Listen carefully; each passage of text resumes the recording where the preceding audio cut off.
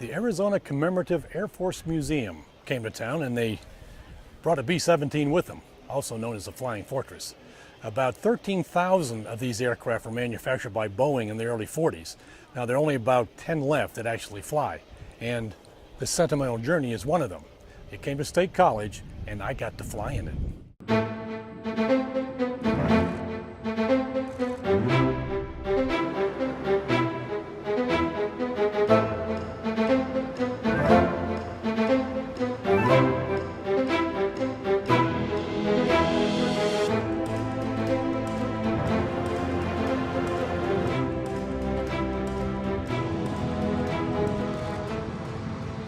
This airplane for me is a symbol It is. of a generation. A lot of times the guys on the ground thought, oh, the flyboys had it easy.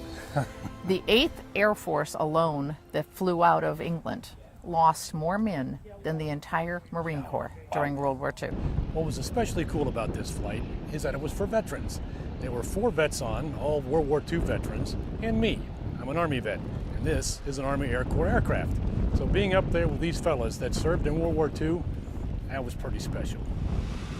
2 of them actually crewed on B-17s. One had been a navigator, one had been a radio operator. The other 2 gentlemen had flown on B-24s. 24s. I'm with WJAC, it's the local NBC affiliate here, Channel 6. Found out about this honor flight that they're doing here with the B-17. He actually was the crew chief on a B-24, but he trained on a B-17, right? So we surprised him and we told him that he was just going to come watch a plane land, and he found out today he's going up. So we'll see how you like it. But who is he? This is Richard Baumgarten, Dick Baumgarten. He's my grandfather. I'm waiting to fly to Hiroshima.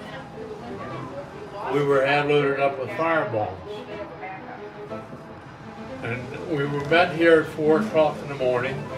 We laid out there on the deck till 6 o'clock. Let's get this damn mission over. And pretty soon, about 6 o'clock, a command car come down saying, no raid today. And the raid was canceled because the B-29 dropped the bomb in Hiroshima, our target, that we were supposed to hit, because their main target was fogged in and they couldn't land. My father served in Europe as a pilot in a B-17. He did his whole 35 missions. 35. What plane was he on? He flew several different named aircraft. The last one he flew, he got the name. It was called Bashful Bernie.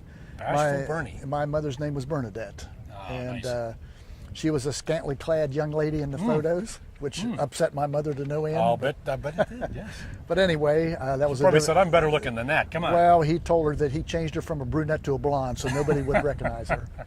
I was just thinking when I was sitting in there with the other veterans as it was up in the air and was bouncing around on this mountain, I was thinking, what was it like when those guns were firing and all the shells flying through the air? The lower ball turret gun and the chin gun are the only 2 that ejected the spent casings out of the aircraft. The rest of them collected. Right in the. They collected inside the aircraft. Imagine So the noise and the sound. you and have a lot of the right, and people forget how cold it was.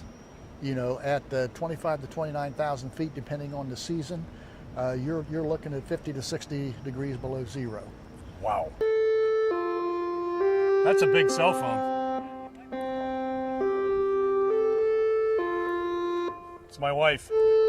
This aircraft has incredible history, and what happened inside it. I think it's great that people like you are here, that you can tell the folks that are touring this thing, this is what it was like. Well, it was like I said, it was just controlled mayhem. You were constantly dealing with death all around you. You might look out and see an airplane off your left wing one minute, the next minute it would catch a flak burst or something and be blown up and or plunging towards the earth. There is a debt that our nation cannot repay, and that is a debt owed to the men and women who have died in the service of our country. So, we honor these brave Americans by remembering their sacrifice. The B-17 Flying Fortress is a symbol of that honor. We cherish it, and remember those who flew her in defense of each and every one of us.